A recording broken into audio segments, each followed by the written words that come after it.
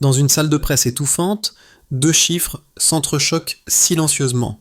34 ans pour un capitaine au pouvoir, une seule question pour le faire tomber. Face aux caméras braquées et aux regards déjà convaincus, l'accusation semble écrite d'avance, tandis que Ibrahim Traoré reste immobile, presque trop calme pour un homme décrit comme un danger pour la démocratie. Pour celui qui regarde cette scène, que révèle vraiment ce face-à-face sur la manière dont l'Occident juge les dirigeants africains. Un échange de quelques minutes, capable pourtant de fissurer des décennies de récits.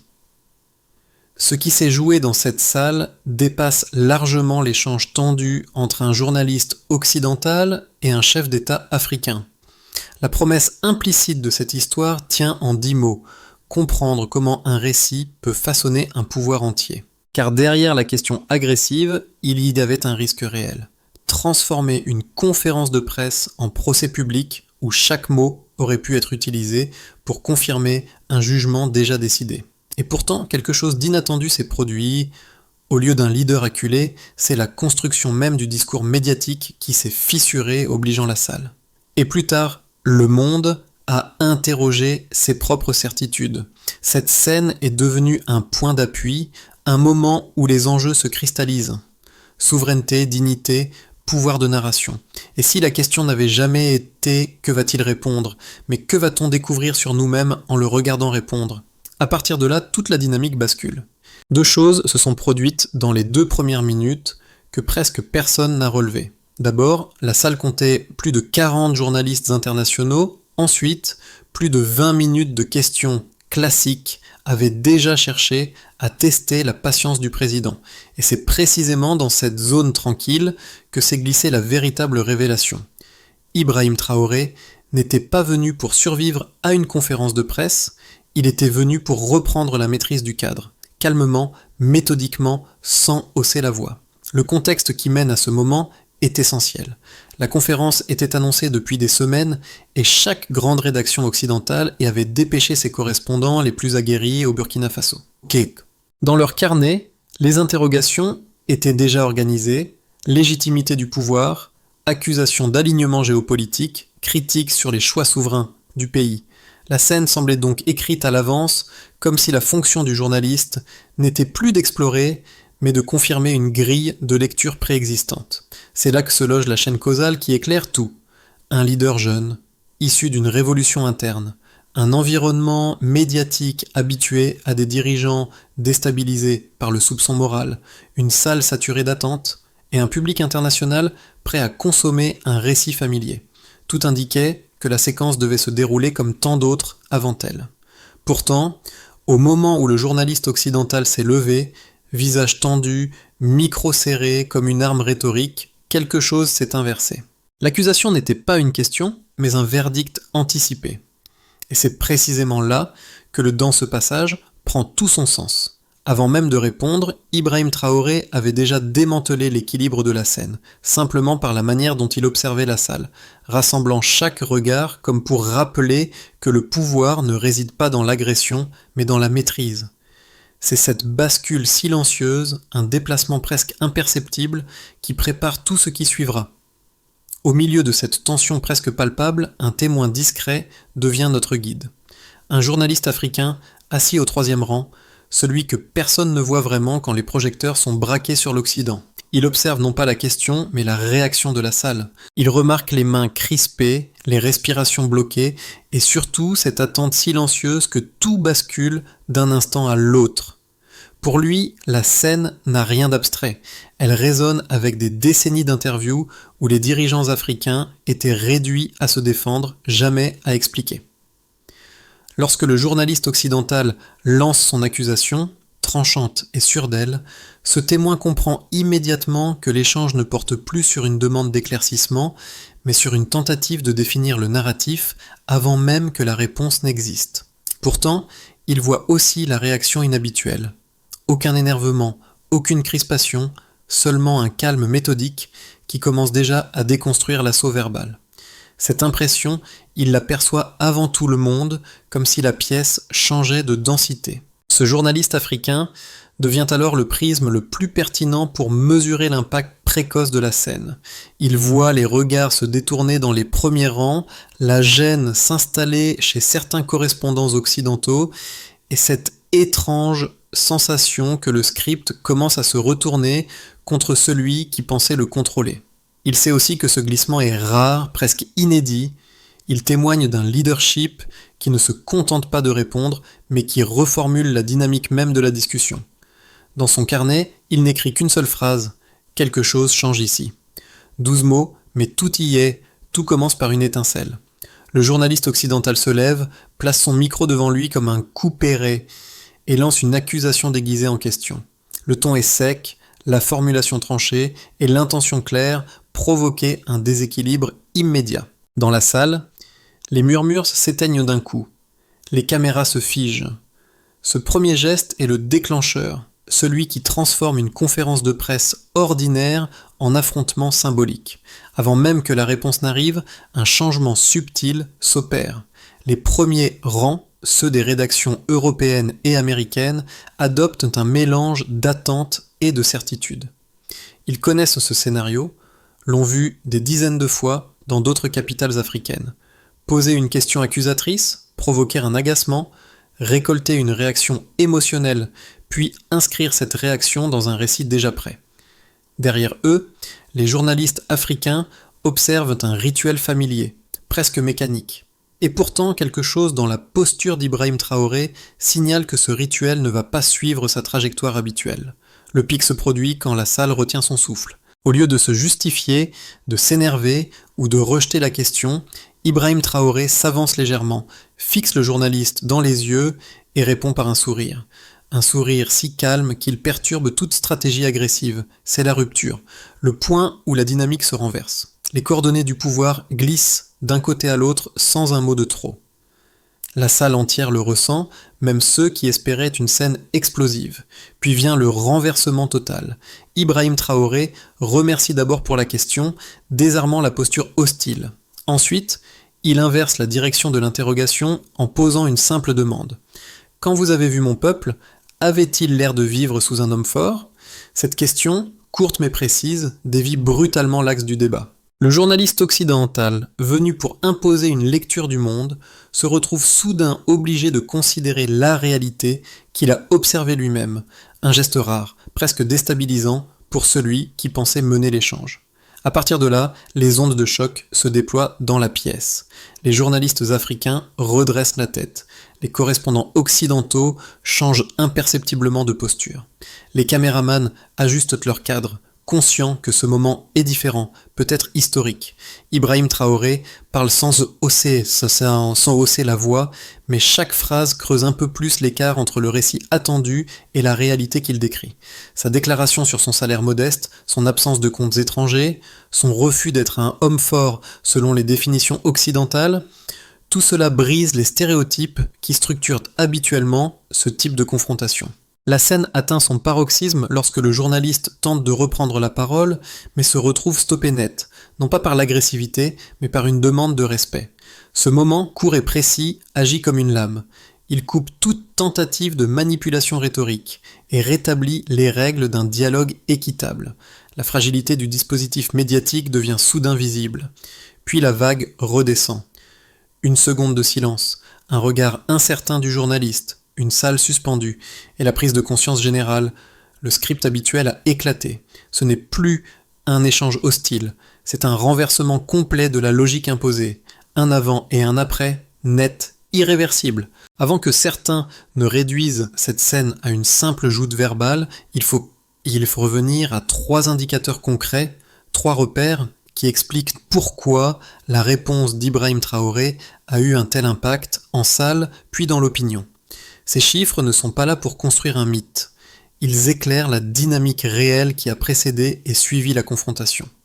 C'est le salaire présidentiel qu'Ibrahim Traoré mentionne publiquement, un montant volontairement bas pour un chef d'État. Cette donnée, modeste pour un dirigeant, agit comme un point d'appui narratif. Elle rend visible un delta immense entre les accusations de « homme fort enrichi » et la réalité matérielle qu'il exhibe. En une phrase, il oppose une base factuelle à un jugement idéologique, rappelant que la corruption attribuée aux dirigeants africains n'est pas une fatalité mécanique. Ce contraste, même sans précision exacte dans la source, fonctionne comme un delta systémique entre richesse créée et richesse retenue dans le pays. La phrase qu'il prononce sur ces milliards agit comme un miroir cruel. Elle expose une disproportion historique entre les ressources du Burkina Faso et ce qui revient réellement à ses habitants. Ce delta structurel explique pourquoi la question du journaliste occidental tombe à côté de la réalité vécue par les populations. Ce chiffre de durée n'est pas anodin. Il montre que la tension ne surgit pas d'une étincelle unique, mais d'un long processus. 20 minutes, c'est assez pour épuiser un dirigeant, créer une pression psychologique et susciter une réaction émotionnelle. Un schéma observé des dizaines de fois dans les relations Afrique-Occident. Le delta ici n'est pas matériel mais comportemental. Malgré ce seuil, Ibrahim Traoré ne cède rien, ne hausse pas la voix, ne tombe pas dans le piège sciemment préparé. À partir de ces trois repères, la scène peut être relue autrement.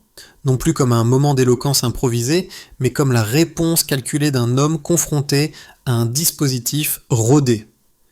La ligne argumentative du journaliste occidental repose sur une équation simple. Pouvoir militaire plus rupture avec l'Occident, dictateur. Or, les deltas soulevés par Ibrahim Traoré démontrent autre chose. Les conditions de vie réelles, la redistribution des ressources, le refus des comptes étrangers et l'absence de privilèges typiques d'un régime prédateur. Les chiffres n'expliquent pas tout, mais ils éclairent la cohérence interne de son positionnement. Ils montrent aussi pourquoi la salle commence à se retourner. La logique accusatrice se heurte à des données simples, vérifiables, presque trop sobres pour servir un récit sensationnaliste. C'est précisément dans ce basculement, ce passage de la supposition à l'observation, que la confrontation change de nature. Lorsque les faits prennent le dessus, même légèrement, l'appareil rhétorique du journaliste se fissure. Le public, lui, commence à percevoir l'écart entre la narration préconstituée et les éléments tangibles. Et dans cet espace nouvellement ouvert, la parole d'Ibrahim Traoré s'enracine. Pour comprendre pleinement la portée de cet échange, il faut présenter avec rigueur les deux thèses principales qui circulent autour de l'action d'Ibrahim Traoré, non pas pour les caricaturer, mais pour les renforcer avant de les confronter à la réalité observée dans la scène. Thèse 1. La stabilité exige un cadre démocratique classique. Selon cette vision, tout dirigeant arrivé au pouvoir par une transition militaire constitue par définition un risque. Les partisans de cette thèse soutiennent que même des intentions nobles peuvent dévier sans contre-pouvoir établi, et que l'histoire africaine a montré les dérives possibles lorsque l'autorité n'est pas strictement encadrée par des institutions pluralistes. Ils invoquent aussi un principe. La souveraineté ne peut être durable que si elle s'inscrit dans un processus électoral transparent et encadré. Thèse 2. Les ruptures fortes avec l'Occident menacent l'équilibre international. Cette position affirme que la sortie du schéma habituel de coopération, qu'il s'agisse de partenariats militaires, économiques ou diplomatiques, crée un vide qui pourrait être comblé par d'autres puissances extérieures. Selon cette logique, un pays comme le Burkina Faso, en reconfigurant trop vite ses alliances, risquerait de se retrouver dans une dépendance différente, simplement déplacée, mais toujours problématique. Ces deux thèses méritent d'être entendues, et c'est précisément ce qui rend la réfutation plus solide lorsqu'elle s'appuie sur des faits de la scène. Car ce que montre la confrontation filmée, c'est un élément que les critiques négligent souvent, la capacité d'un dirigeant à résister non pas à la pression interne, mais à l'imposition externe du récit. Dans cet espace précis, Ibrahim Traoré démontre qu'un leadership transitoire peut se montrer moins fragile qu'on ne le prétend, surtout lorsqu'il s'appuie sur un ancrage populaire visible dans ses réponses. De même, l'idée d'un vide géopolitique se heurte à ce qu'il affirme clairement.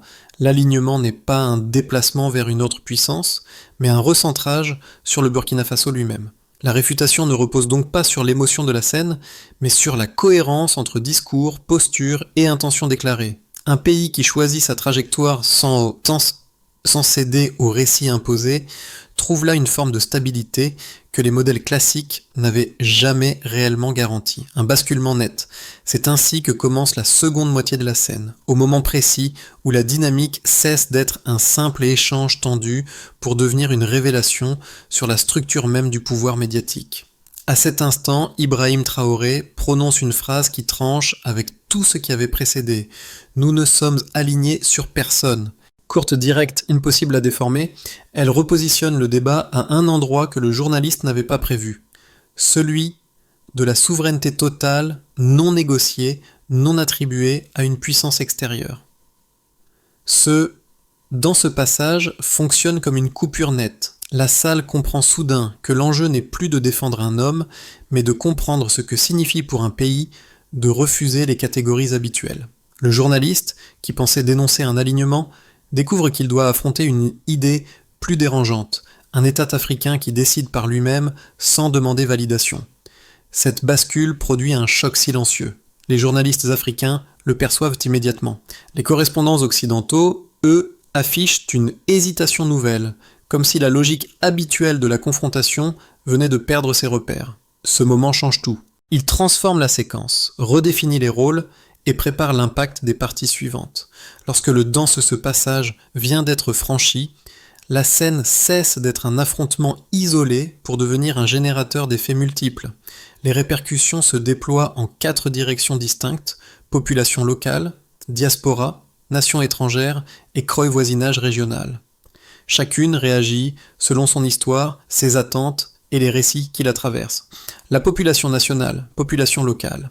Pour les habitants du Burkina Faso, l'échange agit comme un miroir inversé. Ils voient un dirigeant jeune attaqué en direct par un journaliste occidental, mais refusant de s'énerver, refusant de se soumettre, refusant de jouer le rôle qu'on voulait lui imposer. L'impact émotionnel est immédiat. Les rues de Ouagadougou s'animent, les vidéos circulent, les discussions explosent dans les marchés et les quartiers. La phrase d'Ibrahim Traoré sur l'or extrait pendant que les enfants mendiaient, même sans chiffres exacts, résonne profondément car elle renvoie à une réalité vécue. Pour beaucoup, cet instant devient la preuve que la souveraineté n'est plus un mot vague, mais un acte visible. 2. Diaspora burkinabé à l'étranger. Dans la diaspora, l'effet est différent, mais tout aussi puissant. Les Burkinabés vivant en Europe ou en Amérique, souvent confrontés à des récits médiatiques dévalorisants sur leur pays, découvrent une image nouvelle. Un président capable de retourner une question hostile sans agressivité. Les clips deviennent viraux. On partage la vidéo dans les groupes WhatsApp familiaux, dans les associations culturelles, dans les cercles universitaires. Beaucoup y voient une forme de réhabilitation symbolique, un rééquilibrage du regard porté sur leur pays. La diaspora, souvent tiraillée entre fierté et fatigue morale face aux critiques répétées, trouve ici un point d'ancrage. Quelqu'un répond enfin avec calme mais fermeté. 3. Nations étrangères et grandes rédactions. Les rédactions occidentales vivent un moment plus complexe. Certaines tentent d'intensifier la critique, mais se heurtent rapidement à la réception globale de la vidéo. Trop de personnes ont vu l'échange brut, sans montage, sans cadrage éditorial favorable. Le journaliste auteur de la question subit un retour contrasté, entre soutien pour sa dureté et reproche pour son condescendance. Dans plusieurs capitales, on commence à comprendre que la stratégie de l'accusation facile n'est plus aussi efficace lorsqu'elle rencontre un dirigeant à la maîtrise rhétorique solide.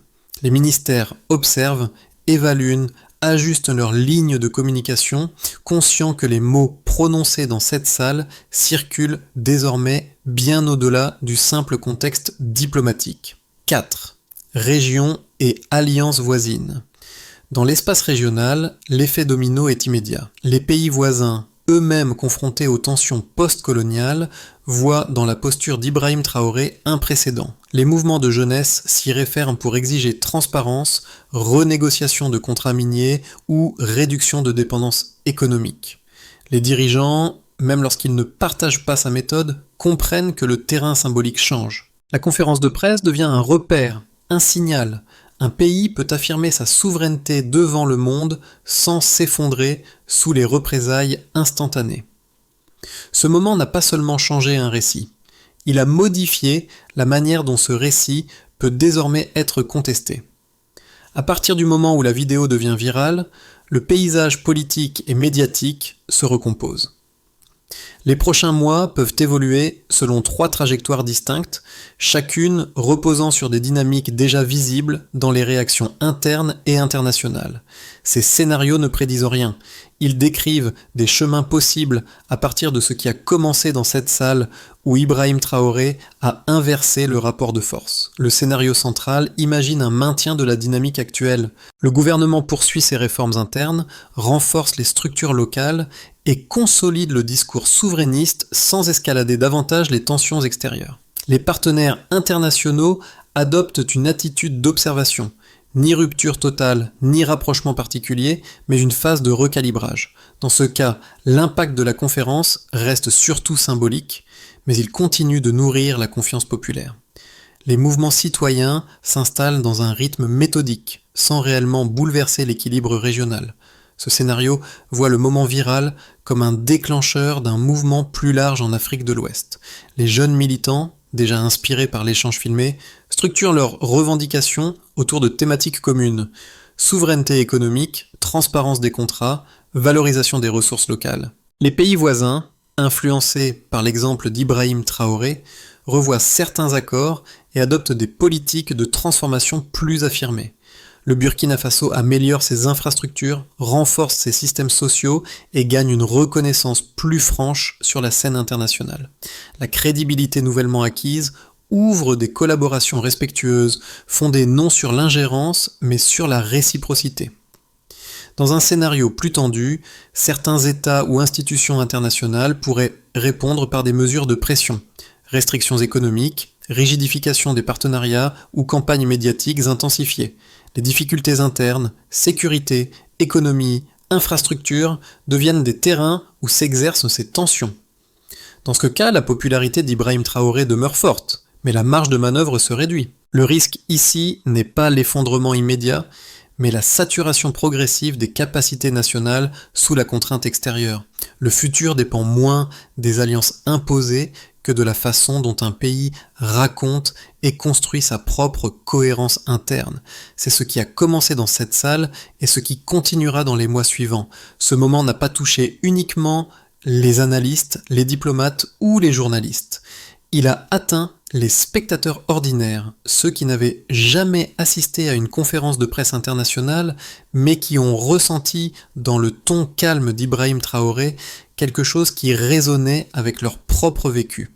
3 groupes se distinguent particulièrement par la manière dont ils ont reçu la scène. Pour les jeunes, souvent exposés à des récits négatifs sur leur continent ou sur leur avenir, la séquence est apparue comme une démonstration de confiance. Voir un dirigeant garder son calme face à une hostilité explicite, poser des questions pertinentes et retourner une logique dominante a créé un sentiment d'affirmation personnelle. Ils y lisent la preuve qu'une posture digne peut renverser une situation inégale, que l'on peut répondre au mépris sans haine, et surtout que le récit peut être reconstruit par ceux qui l'habitent.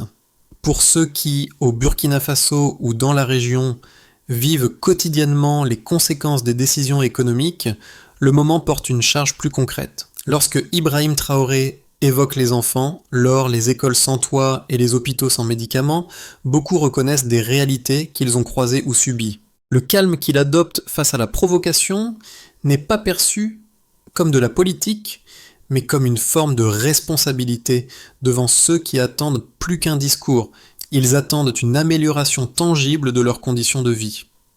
À l'étranger, les réactions varient, mais convergent vers une même surprise, le renversement narratif. Plusieurs spectateurs découvrent un dirigeant africain qui ne correspond pas aux stéréotypes habituels. La scène les pousse à interroger leurs propres réflexes médiatiques et à se demander ce qui, dans la question agressive du journaliste, relevait d'un cadre imposé plus que d'une curiosité authentique.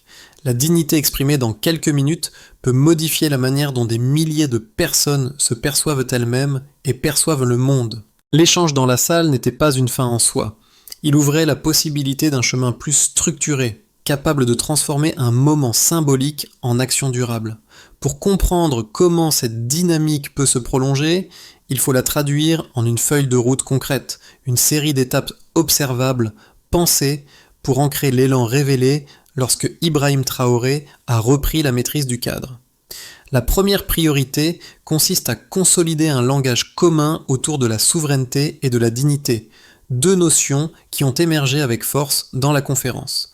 Cela implique de clarifier les intentions politiques, d'expliquer les choix économiques et de rendre visibles les décisions qui répondent réellement aux besoins locaux.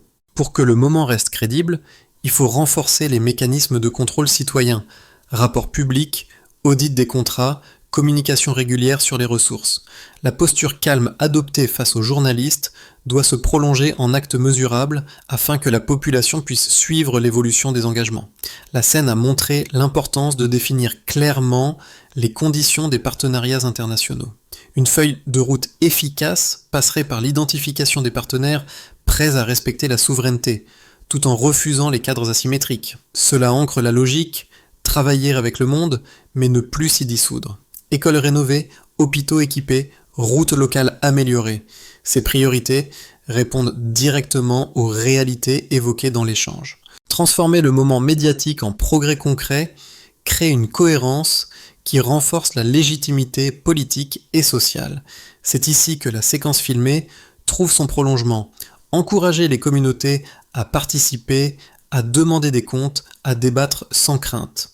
Le respect affirmé par Ibrahim Traoré face à une accusation devient alors un modèle de dialogue national. Une feuille de route n'est pas une promesse.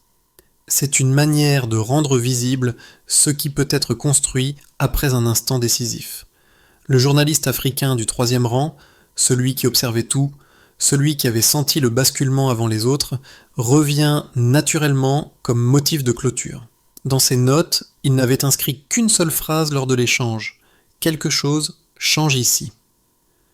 Des semaines plus tard, en revoyant la vidéo devenue virale, il comprend enfin ce qu'il voulait dire. Ce n'était pas seulement la maîtrise calme d'Ibrahim Traoré, ni le renversement rhétorique, ni même la réaction de la salle.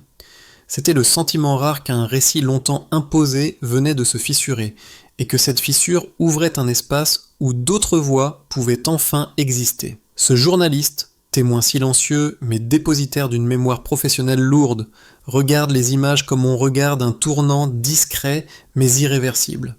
Il se souvient des visages crispés, des respirations retenues, de la dérive du script initial.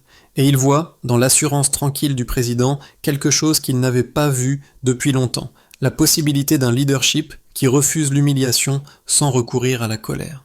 Le moment n'est pas spectaculaire. Il est humain, dense, nécessaire. Dans ce passage, la dignité change le rapport de force. L'histoire racontée dans cette salle n'était pas un duel, mais une invitation à revoir la manière dont nous écoutons, questionnons et comprenons ceux qui prennent la parole. La parole. Le moment partagé autour d'Ibrahim Traoré a montré qu'un récit peut basculer non pas grâce au volume, mais grâce à la cohérence, à la dignité et à la clarté d'intention. Et si cette scène continue de circuler aujourd'hui, c'est parce qu'elle touche à quelque chose de simple, le droit de chaque peuple à se voir avec ses propres yeux. Si cette analyse vous a apporté une perspective nouvelle, prenez un instant pour la partager avec quelqu'un qui s'interroge, qui doute ou qui cherche à comprendre les dynamiques de pouvoir qui traversent notre époque. Les conversations les plus profondes naissent souvent d'un simple échange.